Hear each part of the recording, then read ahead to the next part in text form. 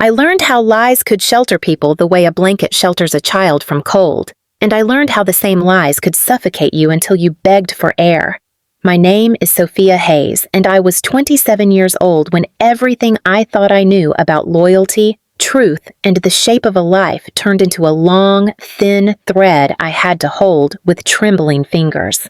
I grew up in a small town outside of Boston, the kind of place where your high school yearbook felt like a map of your fate, and I moved to the city because I wanted to stop being a version of myself I did not recognize anymore. I wanted to be sharper, kinder, and more useful than the memory of a girl who said yes when she meant no. I thought I could remake myself in a new apartment with taller windows and a job answering emails for a mid-sized nonprofit. And for a while that worked, until the morning my best friend called and said she needed me to be brave in a way I had never practiced. Emily Parker was the kind of friend you had in movies and then wondered why you never found one like her in real life. She had a laugh that filled silence like light. She stayed in the same city because she loved the old brick bakery on the corner and a library with crooked shelves. She taught middle school English and had a way of making teenagers feel seen. She had also been the one who taught me how to pronounce my own boundaries, once when I was too young to know what to do with them. The thing about Emily was that she collected people the way other people collect stamps. There was a meticulous devotion to her friendships that felt like faith. So when she called me and her voice was thin and the words came out too fast, I listened. "Sophia, I did something stupid, but it's not what they say. You have to help me, please," she said. I remember the kitchen light through my blinds and the way my cat jumped onto my lap and landed like a secret. "Tell me everything," I said, because I would have jumped into a river for her if she'd asked. She told me, and the story came in pieces that fit together wrong, like a knocked-over vase reassembled hurriedly. There was a man at her school, a parent who had been making remarks that were off the line, and then had crossed it, and when she rejected him, he retaliated with a complaint to the principal that claimed she had acted inappropriately. The complaint was thin and full of implication. But in their district, even a whisper of impropriety could ruin a teacher's career. Emily said she had fought the accusation, had written emails that read clean and honest, had sat through an interview that felt like a trial, and still the principal had asked her to take a leave of absence while they looked into matters. "They said my name would be on a paper file and they would investigate," she told me, voice breaking so she sounded like she was far away. "But he knows where my son goes to daycare. What if he says something to the people at school? What if the parents start whispering?" That image of the world closing around her, of the classroom door shutting, was the kind of fear that tastes like metal in your throat. I had a job and a small bank account and a furiously ordinary life. But I also had a quality that had gotten me into trouble and saved me before: the ability to pretend convincingly. I had grown up watching people mold themselves to survive, my mother smiling while the bills piled unspoken, my father leaving doors unlocked for secrets to exit and return, and so I knew how to change my voice into a costume. I told Emily, "I will be with you. I will be whatever you need me to be." She asked me if I would pretend to be her girlfriend, to be someone who could corroborate that she had a stable partner, someone who would be visible and present and make the idea of her being alone less believable to the kind of people who like to whisper. It was a small thing, she said. Just a story, a person at school functions, a presence at the PTA meeting. The complaint had been filed by a man named Andrew Cole, a parent with connections and a workplace that liked his money, and Emily feared that alone she would be outmatched. She asked because she thought of my ability to step into a role as an absurd superpower, and because she knew I loved her in the way only long-term friendships can breed. My first instinct was to say no. My second was to say yes, and then to make a plan, as if we were designing the set of a play. "We will be careful," I promised, and I believed it, the same way you believe something because you are not yet acquainted with the consequences. I moved in beside her for a few crucial weeks, sleeping on the sofa in her spare room with the windows slightly open and the city sounds outlining the edges of my breathing. We arranged the lie like a contract of safety. We took photos together for social media where our bodies angled naturally toward each other, the kind of intimacy that reads as everyday and domestic. We attended a school bake sale, and I stood by her table laughing at things that were not jokes. And when she told the principal that she had a partner who could vouch for her character, the principal nodded with the practiced politeness of someone whose life hinged on appearances. For a while, the ritual of pretending to be a couple shielded Emily. The parent who filed the complaint kept making thinly veiled remarks in PTA groups, but it was harder for him to point fingers at a woman who had someone at her side who could be asked on a whim to detail their weekend or point to their shared Netflix account as brutally banal proof of stability. People accept certain kinds of proof because they want the world to be simple. The lie worked in the way that lies can sometimes work. It framed the truth so narrowly that the truth could not fit through the opening, but the edges of the lie were sharp and they cut. The thing I did not expect was the way pretending to be someone's intimate partner would begin to rearrange my own internal furniture.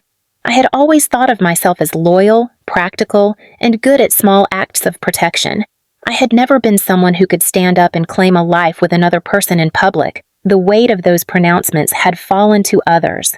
But speaking the words, "my girlfriend," in response to a parent who asked about Emily, felt like stepping into sunlight after years in dim rooms. The more I said it, the more my posture matched it. The way my hand brushed hers while sorting through permission slips felt like finding a chord that did not make any music but hummed under my skin. Emily and I had been friends for over a decade. We had shared apartments and secrets and heartbreaks, and the line between sisterly love and something softer had always been clear to me. I did not pretend to feel something I did not, but intimacy is a living thing and proximity feeds it without consent. I began to care for her in a new register, and that care came with a different kind of fear. What if I became attached to the role I had taken on in order to protect her? What if the lie started to become an identity I could not step out of because it fit so well? There were nights when I sat on the fire escape and looked at the city and felt my world tilt toward a version of myself that would have been unimaginable a year before. I told myself I was selfish. I told myself I was using the lie as a way to avoid the ache of solitude, and parts of me may have been honest. What I did not tell anyone, including myself at first, was that being at Emily's side gave me the rare and poisonous gift of influence. People listened when I spoke at PTA meetings. They nodded at what I said during staff events, and I was surprised by how easy it was to step into a narrative that seemed to have existed before I arrived. Meanwhile, Andrew Cole's whispers grew more resentful, and with that resentment came bolder actions. He started sending anonymous complaints to the school board about inappropriate teaching materials and questionable judgment, and his voice on the phone to other parents had a syrupy politeness that hid teeth. He started showing up at functions where Emily and I were together and asking overly familiar questions that felt like probes. "Is she always this forthcoming about her personal life?" he asked once at a school fundraiser as I balanced a tray of tiny quiches. I smiled and said, "She is honest," because the truth of Emily's heart was the only thing in the world I was willing to defend with the full force of my energy. He laughed like a man who believed he had won, and I felt a flicker of something cold that wanted to rearrange his head on his shoulders. I did not give in to it. I did not call him a liar in public. I did, however, begin to keep records. I started keeping emails, writing down the dates and times of his messages, the tone he used. It felt like building an insurance policy out of paper. The principal's office called for a meeting that felt more formal than the rest. They wanted evidence and clarification, and their neutral faces betrayed nothing. Emily sat across from me, and I could see her fingers twitching against her purse strap, a small animal ready to flee. I told them that we lived together, that we shared responsibilities, that in no way did Emily behave inappropriately with students, that her life was clean and honest and rooted in the work she loved. They thanked me and promised to consider the information, which was the kind of answer that meant nothing. Afterward, in the car, Emily put her head in her hands and said, "I should have handled this differently, Sophia. I should never have let this get to this point." I told her she had done nothing wrong. I told her no one would speak to her as if she had, but I could not keep the lie from changing me. And one night, when the city had been quiet and Emily had fallen asleep on the sofa with a book open against her chest, I found myself watching her face and wishing I could say something that might make me feel like a different person. That was when the plan formed, not as a malicious thing, but as a desperate, practical strategy. Andrew Cole worked at a firm downtown that prided itself on philanthropy and boasted a board of trustees with a soft spot for educational causes. He was a man who liked how he looked in print, who loved being photographed with a check in his hand, who cultivated a reputation of being the kind of man who supported teachers while quietly undermining them when it suited his interests. If visibility helped Emily, then perhaps something else could help too. A carefully placed truth that would shift how influential people saw him. We were walking home from a fundraiser when Emily said in a small voice, "What if we made him look like the liar he is?"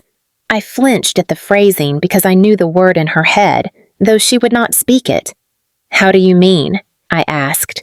She looked at me, eyes bright with the adrenaline of a person who had been cornered and now saw an exit door. "We expose him. Not with dirt, but with his own pattern. Make people see the way he behaves when no one is watching." I thought of evidence and records and the legal gray that separates the brave from the reckless. "I cannot do that," I said, a small, instinctive moral alarm sounding. "We can," she said. "You and I can do it together." The plan required me to play a different role, not just the supportive partner, but the visible other whose presence could both disarm and reveal. I started paying attention to the things Andrew did that he imagined were private. He had a habit of leaving his car unlocked when he stopped at the bakery, a habit of bragging about donations at the country club, a habit of compassionate comments in public that turned cruel in private messages. He would make a joke that mashed boundaries into a smile and then act surprised when anyone took him seriously. I began to record his words when they were careless. Not trap him in deceit, but catch him in his natural state where his entitlement leaked out. I saved screenshots of messages where his tone skewed into something inappropriate. I wrote down the times he lingered at the school gates and described how his gaze tracked the students like someone cataloging property. It felt dangerous and necessary. I also started building outward proof of Emily's life. Photos of us together that showed the ease of our friendship, emails from colleagues praising her work, testimony from parents who had seen her kindness. It was scaffolding, and we kept it hidden from the school board because we wanted to show it only when we needed to, like a reveal in a play. Then everything started to shift because Andrew noticed me noticing him. He tried to charm me at a community event with a laugh that was too quick and a compliment that landed flat. "You and Emily seem close," he said, the corners of his mouth high. "Very," I said, and my voice had a steadiness I had not known it could hold. He smiled as if he had made a safe bet. A week later, a photo appeared on his firm newsletter of him standing next to a group of trustees, which included a woman who was a powerful donor.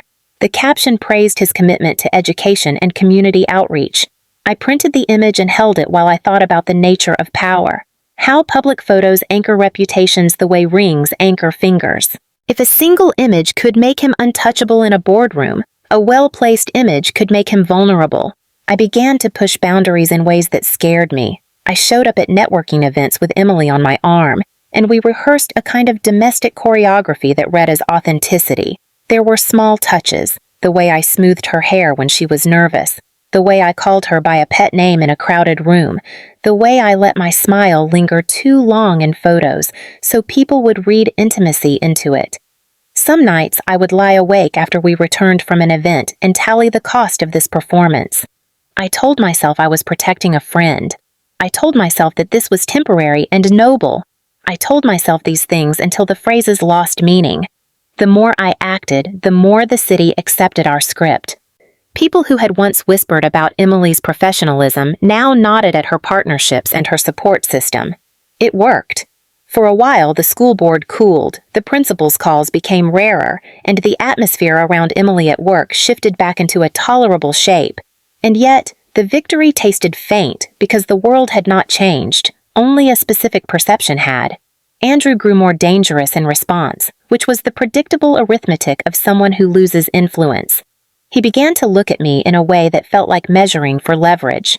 One afternoon, he cornered me at a fundraising gala near the harbor and said, "You are very good at this, Sophia. You make Emily look settled." His smile was too wide, the skin at his temples too tight. "Thank you," I said, and the words were polite. "Are you two really together?" he asked as if asking allowed him permission to pry. Yes, I said, we are together. He made a face like someone tasting lemon. I did not expect that, he said. He meant it as an accusation and a discovery both. People change, I replied, and I felt a cold clarity unspool in my chest. He left then with the small, graceful movements of a man who believed he could recalibrate reality by ignoring an unpleasant fact. But I could see the way he started to hover in less visible places. He posted on social media about supporting teachers and used hashtags as armor. We documented everything we could.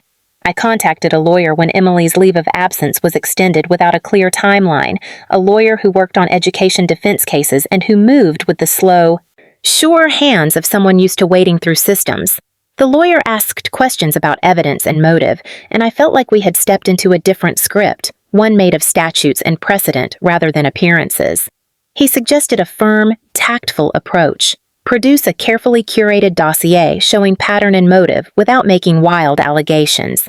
He spoke to Emily and to me about defamation risks and about the importance of letting facts do the work. I learned new vocabulary: preponderance of evidence, disparate treatment, retaliation. The lawyer's office smelled of coffee and the kind of paper that meant choices could become binding. We built the dossier and then we waited for the right moment to show it. Waiting was the hardest part because it is a form of violence you commit upon yourself, a slow erosion. We did not expect the blow that came next, which was not from Andrew directly, but from someone we had thought an ally. The principal called Emily in for a final conversation and said the district had decided to accept Andrew's complaint and that the only path forward was for Emily to resign to avoid continued controversy. I remember the way the word resignation made the walls of the meeting feel like quicksand. Emily sat with her hands fists beneath the table, and when she left the office, she did not cry until she was outside, where the city smelled like rain and hot tar. "This is not fair," she said, voice rough. "I have built a life there. My students need me." I felt something inside me thin and harden into a plan I had not allowed myself to articulate in full, and the district had taken the path of least resistance because controversy frightened donors, and the man who complained had friends who liked donations to match their names on plaques. I thought of the donors in polished coats and hands that clasped checks, and I thought of how often money could be used to manipulate an outcome. That night, I slept poorly, and I dreamed of the principal's neutral face and the way the school board minutes read like a knife. The world felt like a machine that chewed people it decided were expendable.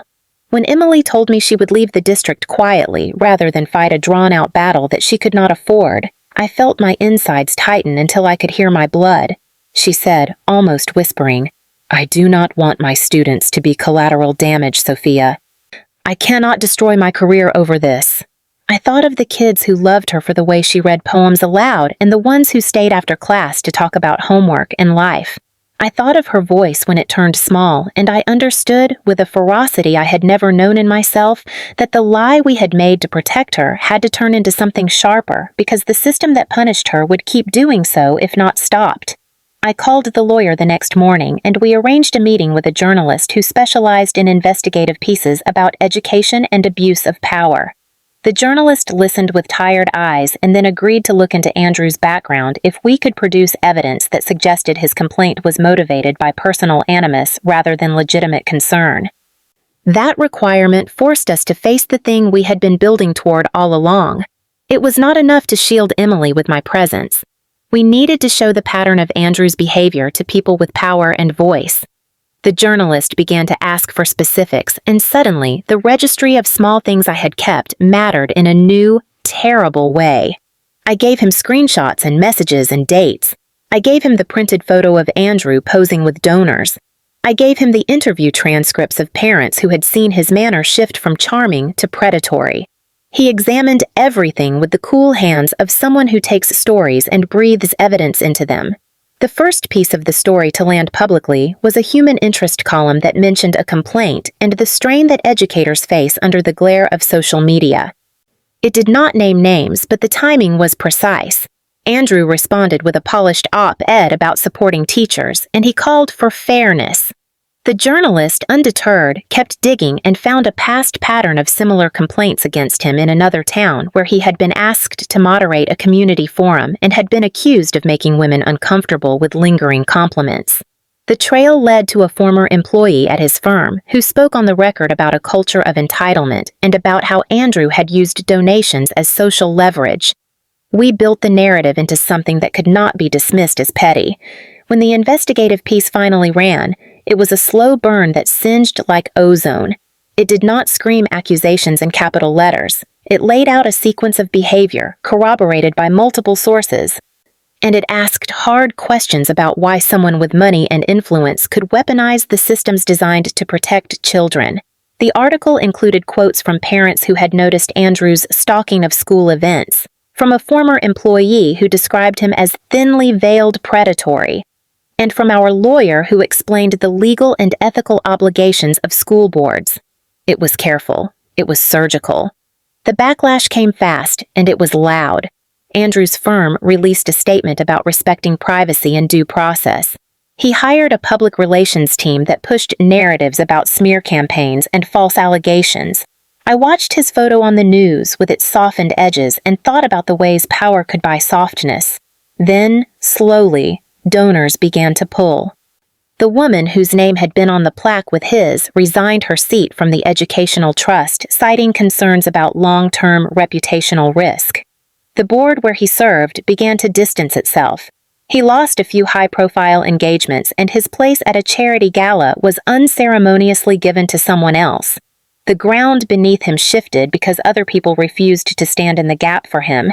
Emily got a call from the district. They asked her to come back and meet with them to discuss reinstatement. It was not an apology. It was a cautious conversation that felt like a trap being unbolted. She met with them, and when she returned, she had a tired look that suggested hope had to be handled like something fragile. They said they'd like to review the policies, she told me. They said they are sorry for the way it was handled. I felt both elated and queasy because the cost of this episode was not only Andrew's career breadcrumbs, but also the exposure we had created in each other's lives.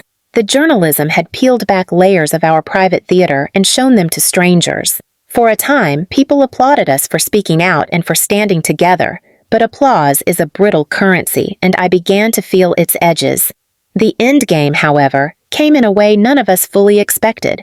Andrew, cornered and furious, filed a defamation suit against the journalist and, absurdly, against me for orchestrating a false narrative. The suit alleged that I had fabricated messages and manipulated photos. It was ludicrous and transparent, and yet it had the power to prolong the pain. Our lawyer smiled and told us this was an opportunity rather than a setback. Defamation cases hinge on truth, he said. If you can prove the pattern of his behavior, the case will unravel. The subsequent legal dance cost time and nerve and money. Depositions required us to speak in rooms with fluorescent lights and the echo of recorded statements. I sat across from Andrew in a conference room once and watched his hands knot and unknot and then hold perfectly still, and his face went through the stages of a man discovering how to manufacture hurt to suit his aims. The court documents became an unlikely theater where our small, earnest records of uncomfortable interactions were interrogated and ultimately validated. Witnesses came forward who had previously stayed quiet because they feared reprisal. A former neighbor testified about his tendency to show up at public events for the cameras and then to linger in ways that made women uneasy. The journalist's notes lined the table like armor. Andrew's lawyers tried to paint us as conspirators, and the attempt looked thin beside the weight of eyewitness accounts. Slowly, painfully, the suit against me collapsed under its own implausibility. The judge dismissed the claims, and Andrew's attempts to silence the story with law evaporated. I remember standing outside the courthouse in the late afternoon and feeling the sun hit my face like permission. I wanted to be triumphant, but I felt hollow instead. The process had exacted a price not for justice but for truth's exposure in public. Emily's return to the classroom was cautious and sweet and real. Parents who had rallied began to volunteer more, and the kids who had worried about their teacher's future left cards and drawings that lined the school office like battle flags. For a time, everything seemed set right. But the cost of the strategy we had used to protect Emily began to show in ways we had not anticipated. The lie we had told as a practical shelter had mutated into a narrative that other people wanted to police. There were whispers, crueler now, about my motives.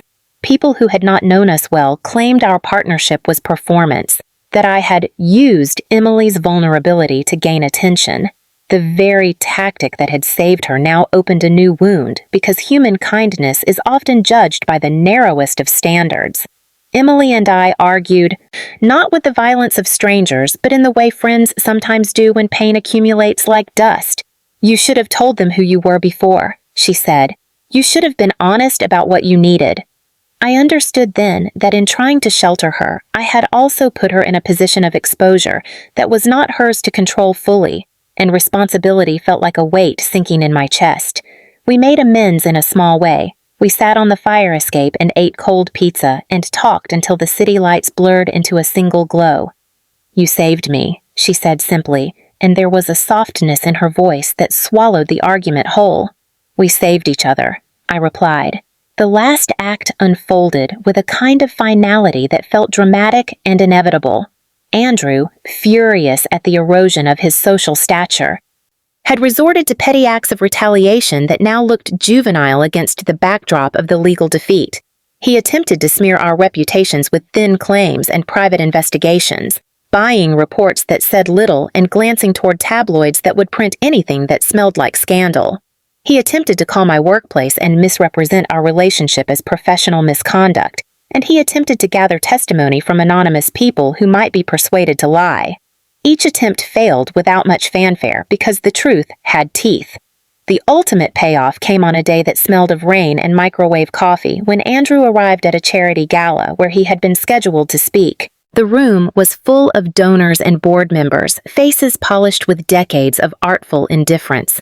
He took the stage with confidence like a man reciting a script he had written for himself, and then, mid-sentence, the lights went out. It was a power outage, the sort that can ruin an evening and also, in the way that small accidents sometimes do, reveal the shape of a person. In the sudden dark, his phone screen lit like a moon, and a voice from the back of the room called out, "We have a live reporter on the line with more information." The power returned, and with it a cascade of messages that someone in the crowd had made public. A series of emails Andrew had sent to a junior colleague at his firm where he made jokes about teachers and about power. Messages that were flippant and cruel and utterly unsuited to the polished veneer he cultivated. They were not explosive on their own, but strung together they formed a mosaic of entitlement and predatory humor. The firm that had once been his sanctuary turned away. Donors clicked their phones and scanned headlines on the spot, and the woman whose name had been on the plaque looked as if she had been betrayed by a man she had trusted with funds and favors. In an echo of dominoes, Andrew's speaking engagements fell away. His board membership was relinquished. He tried to frame the messages as satire and as taken out of context, but context was irrelevant when the pattern was clear. He had built his life on a fragile scaffolding of charm and influence, and when that scaffolding buckled, there was nothing left but an exposed frame. We did not cheer his ruin because cruelty has teeth that can often return to the hand that threw them, but the world tilted in a way that allowed Emily to breathe. The finality, when it came, was not theatrical so much as exact and undeniable. Andrew sold his house and moved to a different city where he was not known and where his money bought him anonymity rather than applause. He lost his seat at the board, and his name slowly slid from charity pamphlets. People who once smiled at him now looked away. For Emily, the payoff was quieter. She was reinstated with a formal apology and a settlement that paid for therapy and for the gap months of lost salary. She returned to her classroom with a small bouquet of flowers and a stack of new books, and the kids greeted her with the kind of ferocious, uncomplicated joy only children can muster. For me, everything was more complicated.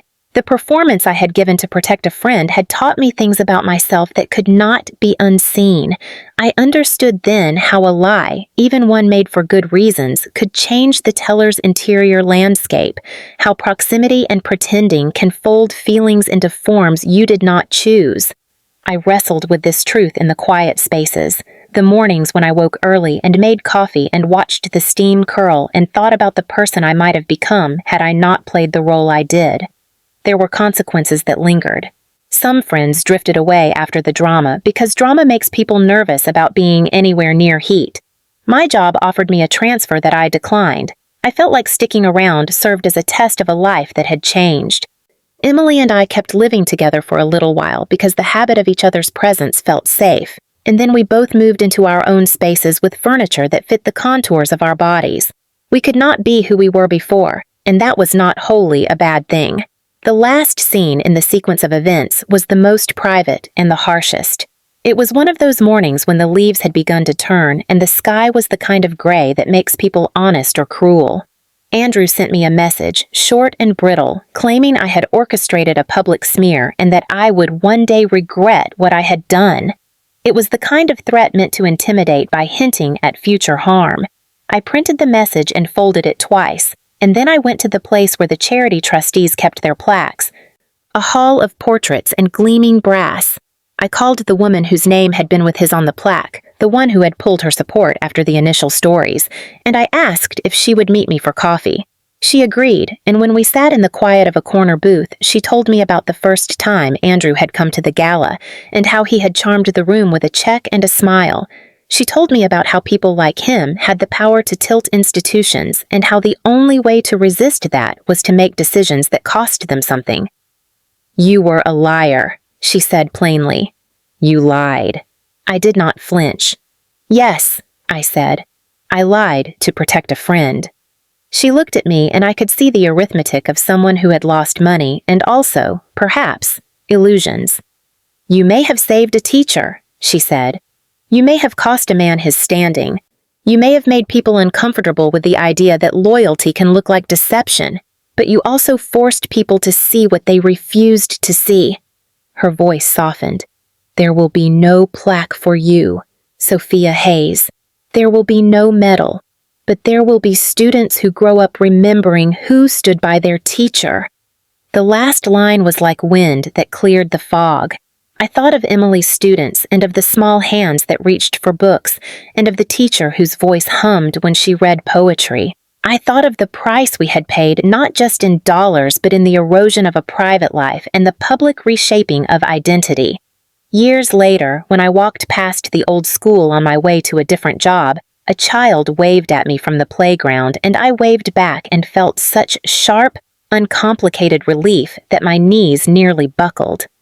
I had been the architect of a lie and a savior and both things in the same body, and the paradox of that would sit with me like a stone for the rest of my life. I had achieved a kind of harsh, polished ending for Andrew, and the world had rearranged around the truth we had forced into light. But the victory had its own cruelty because it showed me what I was willing to become to protect someone I loved. In the end, the payoff was not a single flourish, but a slow, honest accounting.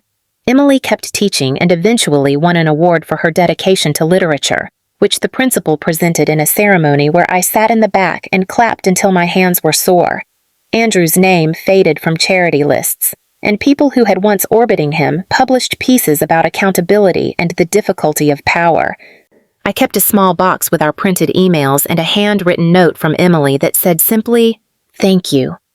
I returned to my small apartment with tall windows, and sometimes, in the nights when the city was a soft hum and the light on my windows looked like a pool of distant stars, I would open that box and feel the prickle of what we had done and the cost of it.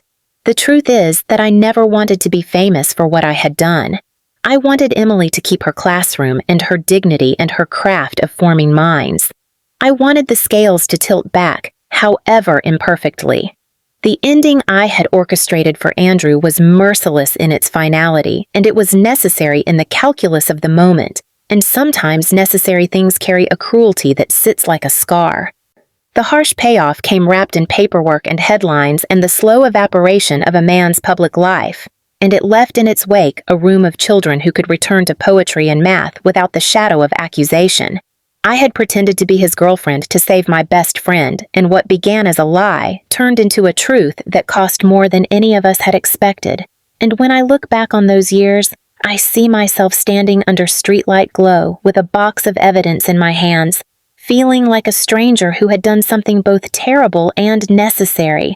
And I carry that contradiction like a stone in my pocket, heavy and constant, a reminder that sometimes the only way to protect the people you love is to change into a person you did not imagine you could be, and that you pay for that transformation with the quiet erosion of the self you once thought permanent, and yet you also get something back. A life where a teacher reads aloud again and children listen. And that is both balm and wound and the final, ruthless clarity of what we chose to do.